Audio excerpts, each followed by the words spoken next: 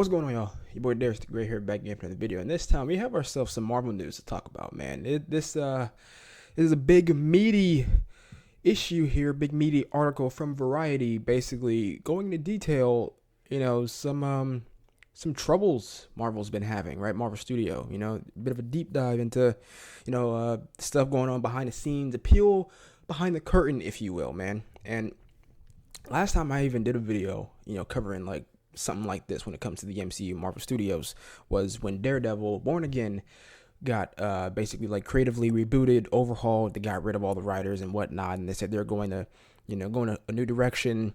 And in that, little piece, they were talking about how, film executives, would come in and try to dictate stuff for the TV shows, but like these are film people trying to make TV, but they don't really understand how it works, and thus you get some Disney Plus Marvel shows that just aren't good, and it's been a whole mess.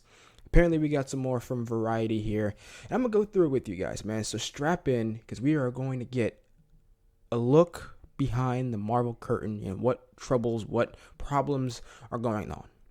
But before we do get into this video, man, do me a favor, click that like button, man. Just like the video. It helps out immensely, man. All right, only takes like 0.5 seconds to do, if even that, right? So click the like button, man. Subscribe if you haven't already, because I am on the road to 300 subscribers, man. And if you help me get there, you will be a part of something special, man. So please help me out there. And without further ado, man, let's get into this article. So I got this whole thing up here, man. It's from Variety. Crisis at Marvel, Jonathan Majors backup plans, the Marvels reshoots, reviving original Avengers, and more issues revealed, man. So yeah, let's just get into this thing. And they got this nice illustration, showing them going up and then going down. A lot of people believe the MCU is on a downward spiral. I'm not one of those people, but I do recognize there are some serious problems they need to correct. Like, there are some things I still very much enjoy, but there are things at Marvel right now that I don't enjoy. So, this past September, a group of Marvel creatives, including studio chief Kevin Feige, assembled in Palm Springs for the studio's annual retreat. Most years, the vibe would have been confident, even cocky, given how the premier superhero brand owned by Disney since 2009 has remade the entertainment business in its image. But this occasion was angst-ridden. Everyone at Marvel was reeling from a series of disappointments on screen, a legal scandal involving one of its biggest stars, and questions about the viability of the studio's ambitious strategy to extend the brand beyond movies into streaming. The most pressing issue to be discussed at the retreat was what to do about Jonathan Majors, the actor who had been poised to carry the next phase of the Marvel Cinematic Universe, but instead is heading to a high-profile trial in New York later this month on domestic violence charges. The actor insists he is the victim, but the damage to his reputation and the chance he could lose the case has forced Marvel to reconsider its plans to center the next phase of its interlocking slate of sequels, spin-offs, and series around Majors' villainous character, Kang the Conqueror. At the gathering in Palm Springs, executives discussed backup plans, including pivoting to another comic book adversary like Doctor Doom, who some of you might know, in one of these Secret Wars stories, like the most recent one, he was like the main villain of it. It was him and Reed Richards, their rivalry, all that stuff. So that's why they would do that, right? But making any shift would carry its own headaches. Majors was already a big presence in the MCU, including as the scene-stealing antagonist in February's Ant-Man and the Wasp: Quantumania, and he has been he's been positioned as the franchise's next big thing in this season of Loki, particularly in the finale, which airs on November 9th. Damn, that's the finale. And sets up Kang as the titular star of a fifth Avengers film in 2026, Avengers Kang Dynasty, right? Look at this quote. Marvel is truly fucked with the whole Kang angle, says one top deal maker who has seen the final Loki episode, and they haven't had an opportunity to rewrite until very recently because of the WGA strike. But I don't see a path to how they move forward with him. Well, that's not true. I don't agree with that at all. If he comes out and he's proven innocent, right, in the trial, they can very much move forward with him, because there's already plenty of people like. It's very much similar to the Johnny Depp Amber Heard thing, where there are people who believe, Jonathan Majors is innocent, and people who don't. Like, it's a split opinion. It is not as one-sided as people might lead you to believe, right? Beyond the bad press for Majors, the brain trust at Marvel is also grappling with the November release of The Marvels, a sequel to 2019's blockbuster Captain Marvel, that's been plagued with lengthy reshoots and now appears likely to underwhelm at the box office. This is all an unprecedented turn of fortune for a company that has enjoyed a nearly uninterrupted string of hits ever since it started independently producing its movies with 2008's Iron Man. That wildly profitable run culminated in the $2.8 billion success of 2019's Avengers Endgame, a high watermark for the studio that has earned nearly $30 billion over 32 films. Replicating that kind of phenomenon is never easy. However, the source of Marvel's current troubles can be traced back to 2020. That's when the COVID pandemic ushered in a mandate to help boost Disney's stock price with the endless torrent of interconnected Marvel content for the studio's fledgling streaming platform, Disney Plus. According to the plan, there would never be a lapse in superhero fare, with either a film in theaters or a new television series streaming at any given moment. But the ensuing tsunami of spandex proved to be too much of a good thing, and the demands of churning out so much programming taxed the Marvel apparatus. Moreover, the need to tease out an interwoven storyline over so many disparate shows, movies, and platforms created a muddled narrative that baffled viewers. I mean, I don't know if I agree with that, because during that point, a lot of people were giving, criticism that, there's nothing connecting. Where's the connection? What are we leading towards? So I don't think that was a problem. Like, a lot of that stuff was just focusing on building up singular characters and not necessarily trying to interweave everything at that time. The Marvel machine was pumping out a lot of content. Did it get to the point where there was just too much and they were burning people out in superheroes? It's possible, says Wall Street analyst Eric Handler, who covers Disney. The more you do, the tougher it is to maintain quality. They tried experimenting with breaking in some new characters like Shang-Chi and Eternals with mixed results. With budgets as big as these, you need home runs. I think that's this honestly is the biggest issue. Then more so than the quantity, right? It's the quality.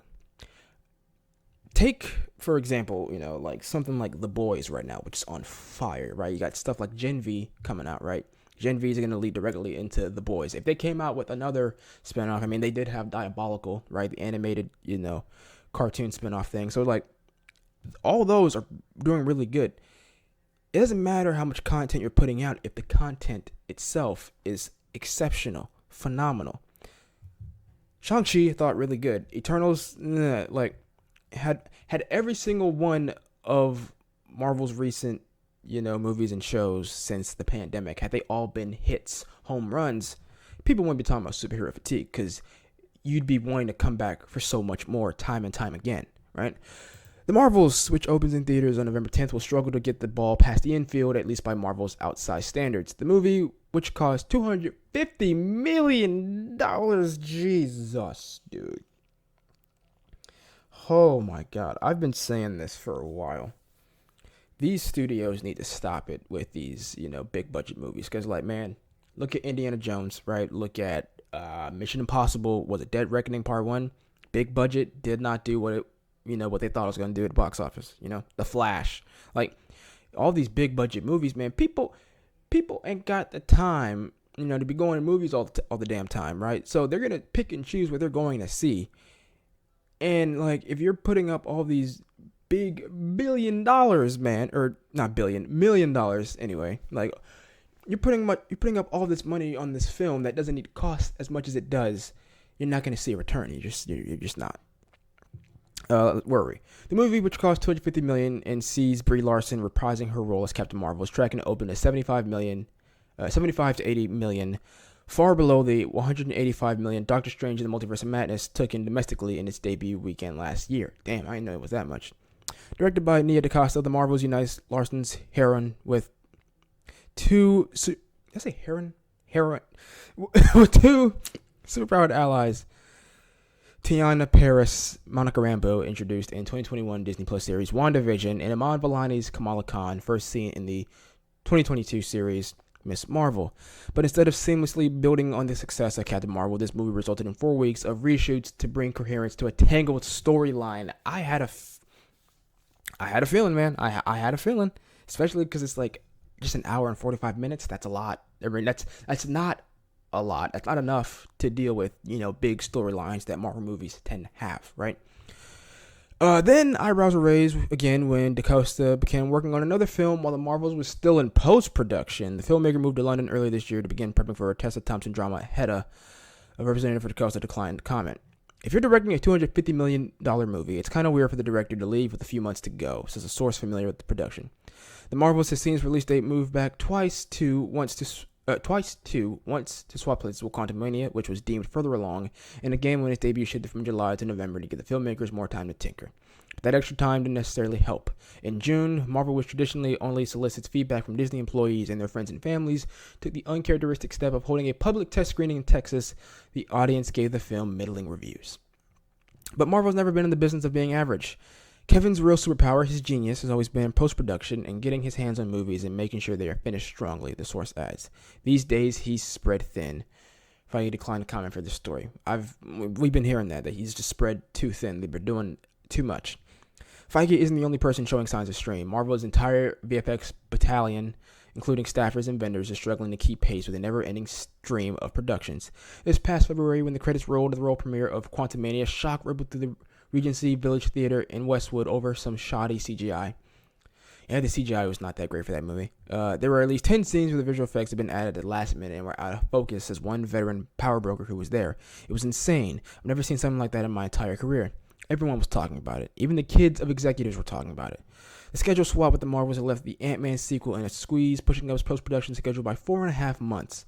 Marvel films are known for coming down to the wire, given Feige's ability to foam the runway and land a plane that way, says one executive familiar with how the company operates. But this level of unfinished was unprecedented and would be noted in scathing reviews when the tentpole with the $200 million budget opened 11 days after the premiere. Critics weren't the only ones dismayed. Fed up with 14-hour delays and no overtime. Damn. Marvel VFX workers voted unanimously to unionize in September, sparking an industry-wide trend. You gotta unionize, man. You just have to. Not even just in Hollywood, but in life in general. You do. The year 2023 was the straw that broke the camel's back, says former Marvel Studios VFX assistant coordinator Anna George, who appeared before the Congressional Labor Caucus on October 19th to testify about the studio's untenable deadlines and working conditions. The pay and long hours of Marvel were the reason we had to start our unionization process there. The conditions were completely unsustainable. Disney's top brass, including newly returned CEO Bob Iger, was said to be I've never seen that word in my life. Apoplectic about Marvel's VFX troubles. 1 month after the Quantumania premiere debacle, the guillotine fell on Victoria Alonso, who oversaw the studio's physical production, post-production, VFX, and animation. While the reason cited for abrupt firing was her unauthorized role as executive producer on the Oscar-nominated film Argentina 1985, insiders say Disney was incensed that quality control in its Marvel productions was plummeting, particularly on the ever-expanding TV front. The VFX logjam had been evident for some time, with some final effects for such Disney Plus series as WandaVision and She-Hulk Attorney at Law inserted after their streaming debuts. Oh my god. That Alonso was promoting her art house project while Rome burned certainly didn't sit well with Disney's leadership. Alonso's attorney says her client is unable to comment. But some internal sources suggest Alonso was a scapegoat and point to the She-Hulk VFX issues as a symptom of a deeper rot, namely a lack of oversight on script development. In the original arc of She-Hulk, a flashback of star Tatiana Maslany's transformation into her Hulk character didn't take place until episode 8, the penultimate episode. But after Marvel's Brain Trust watched footage, it realized the scene needed to happen in the pilot episode so that audiences could see more of the character's backstory early. I mean, that just makes sense. That meant that the VFX team was tasked with fixing the mess in post-production.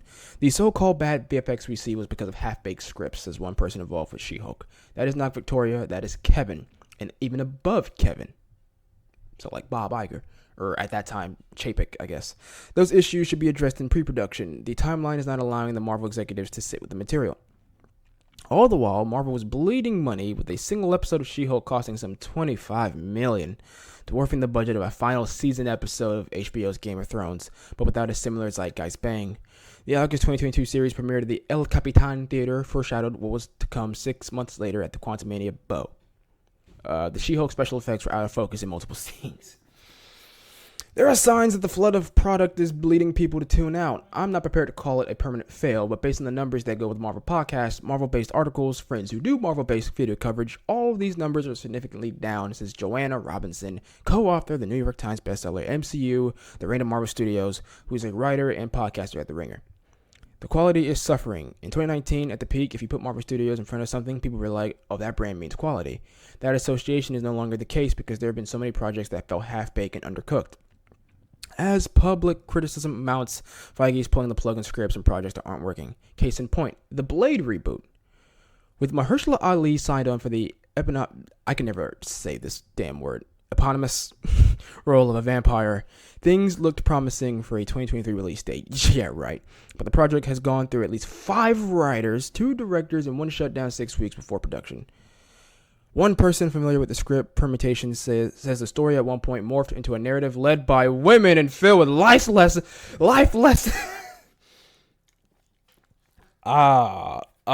Damn. I'm not one of those, everything is woke this, woke that. The woke mob, woke. I'm not one of those people. But if it was really, oh, God, Lord.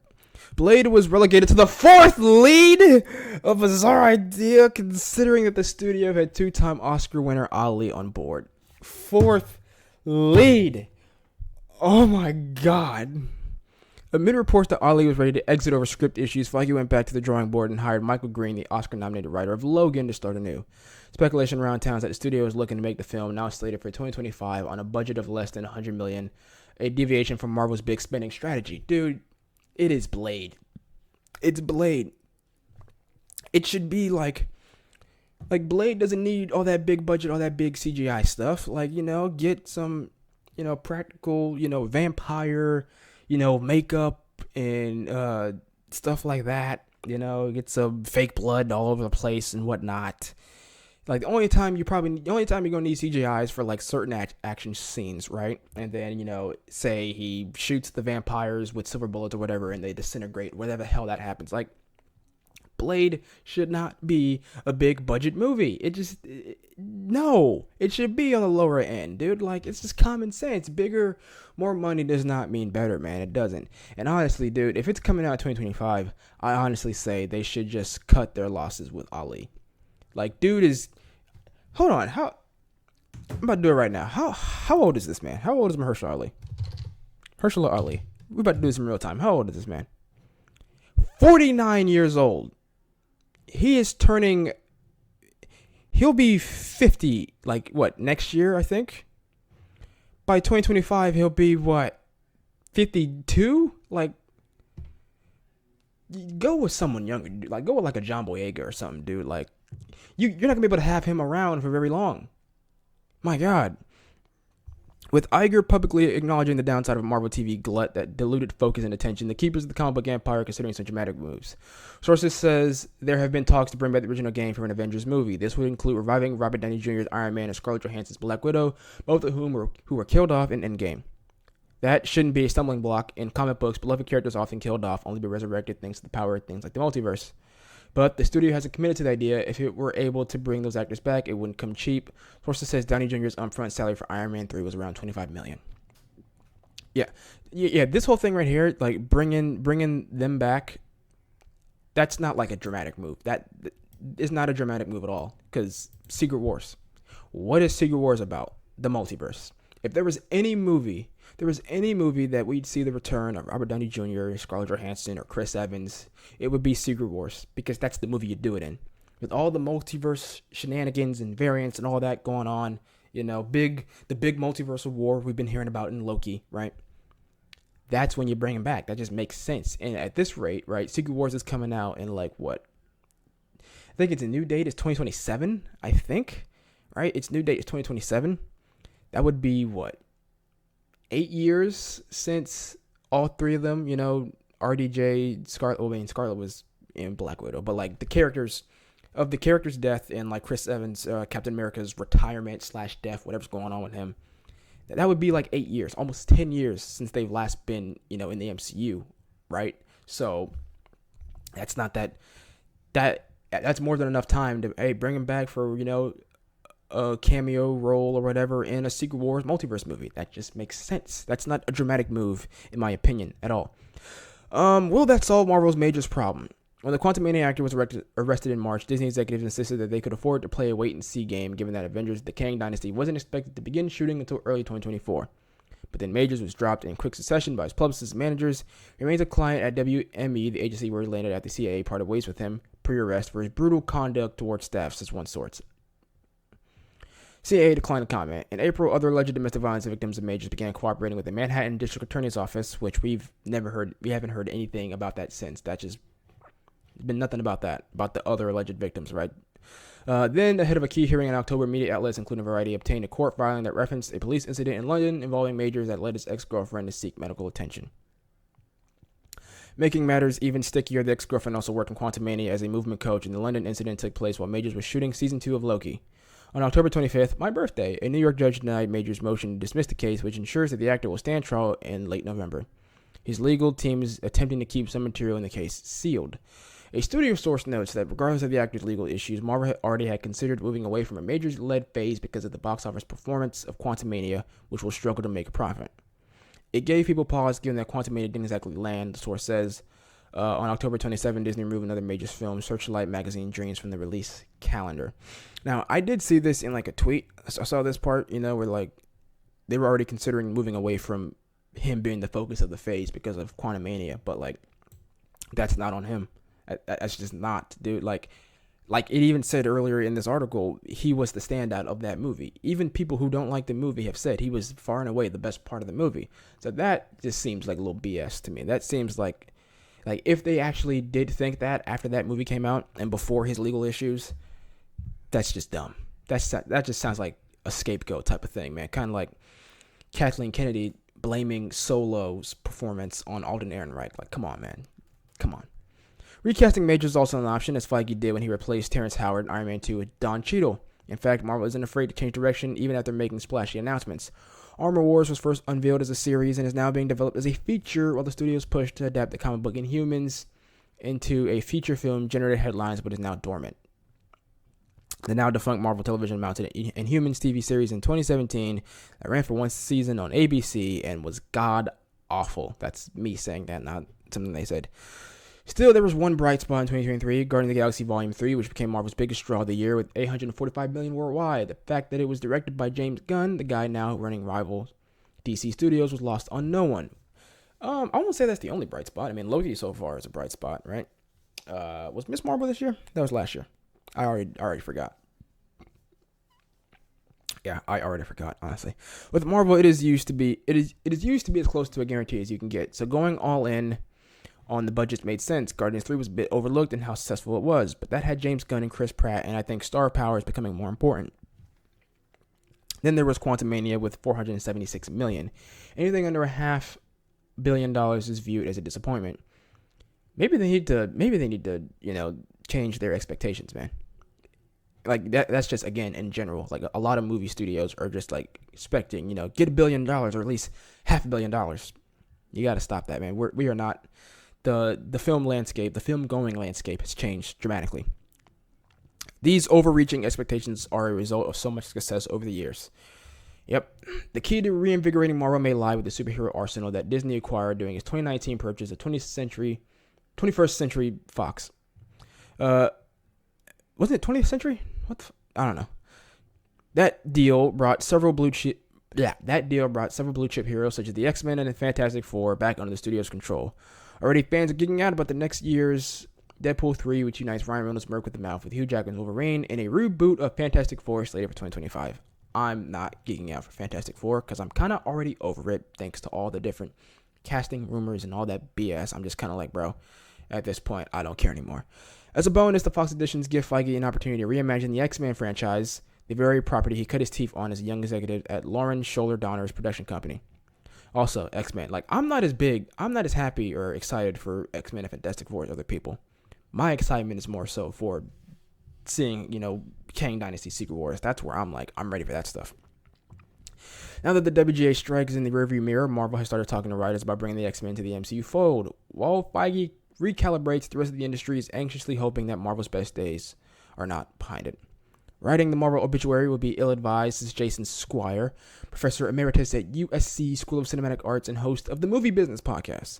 Kevin Feige is the Babe Ruth of movie executives, and Marvel has the most profitable track record in movie history. No question.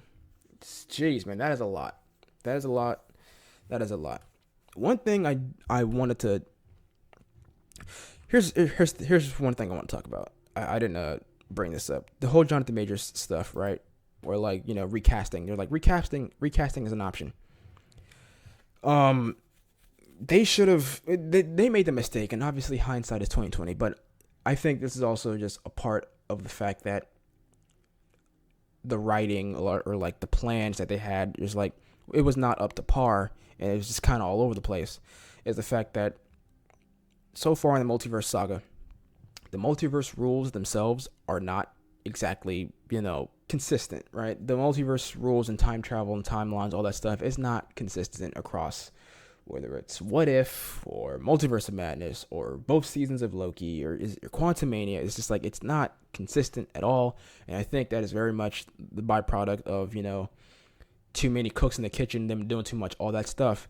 And tying back to the Majors thing, you look at the different variants, right? Loki has so many different variants. We've only seen one Loki variant that looked like Tom Hiddleston, right? We've only seen that once in Loki season 1, but like the rest, there's like the kid one, there's the really old one, the black one, Sylvie, the crocodile, and then you look at, Kang, they're all Jonathan Majors. Doctor Strange, they're all Benedict Cumberbatch. And it's just like, where's the consistency there, right?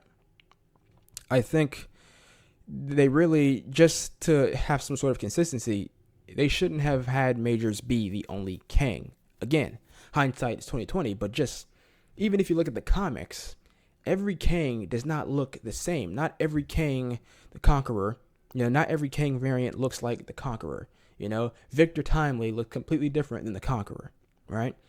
Scarlet Centurion looks different. Rama Tut looks different. Iron Lad looks different. Like they really made a mistake in doing that, and obviously with his legal issues, it's biting them in the ass.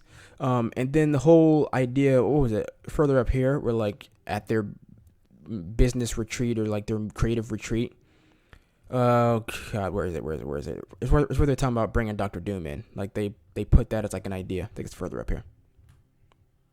There we go. At the gathering in Palm Springs, they could discuss backup plans, including pivoting to another comic book adversary like Doctor Doom. That's a terrible idea. Don't do that. Yes, I know Doctor Doom was involved with Secret Wars, but like, there's only one Fantastic Four movie coming out before we get to Kang Dynasty and Secret Wars, right? Only one. And we haven't seen Doctor Strange in anything else so far, right? People thought he might have showed up in Wakanda Forever to tease and set him up. Wasn't the case. And if Fantastic Four is the first time we see Doctor Doom, he shows up in that, and then you get the Kang Dynasty, and he kills Kang, and now he's the big bad. It'd be like, what is it? Don't do that. If Doctor Doom had been in the MCU for years now, then yeah, you can pivot. You could probably make it more natural. But now it would just seem so, forced and just not. Don't do that. But yeah, man. Jeez, this is it's quite the predicament, isn't it? Marvel definitely has some stuff to figure out, man. Like I said, I have been more of a fan of the stuff we've been getting, right? Like, I can name a number of things that I've enjoyed in recent years post Endgame, right? Shang-Chi, enjoy it, love it. Miss Marvel, very much enjoyed. Like, it's really charming show, right? Falcon and Winter Soldier, Spider-Man No Way Home, Doctor Strange and the Multiverse of Madness. I know there are people with their opinions on it in regards to Scarlet Witch and all that stuff. I loved it, right? Trying to see what else is there. That Loki so far. Season 2 is magnificent so far. It's great. I enjoyed What If, like there are things that I have enjoyed, and then of course there were things that I have not enjoyed, right? Thor Love and Thunder. Didn't enjoy WandaVision, Hawkeye, Secret Invasion. God, Secret Invasion, so bad. It started off so good, then it got so bad. Eternals, Black Widow. Now, I wasn't really feeling that. Like, I feel like there's been a good amount of hits and misses, but I think because of the success of Marvel, the misses really, like, you really feel the misses, right? And you could definitely tell, even with the things that I have enjoyed, I can still tell and see, like, there's probably some stuff going on behind the scenes at Marvel that they need to figure out and sort out, man. And it is just, I hope at the end of the day that these past like it's really only been like 2 years, right? 3 years. I hope it all, man. Looking in the mirror, getting all the criticism, all that, man. I hope they can get back on track because Marvel, we've seen what they can do when they are firing on all cylinders, man. The end games, the No Way Homes, right? The first Avengers movie, like Black Panther, all that stuff. Like, we know what they can do. Hopefully, they can get back to it, man.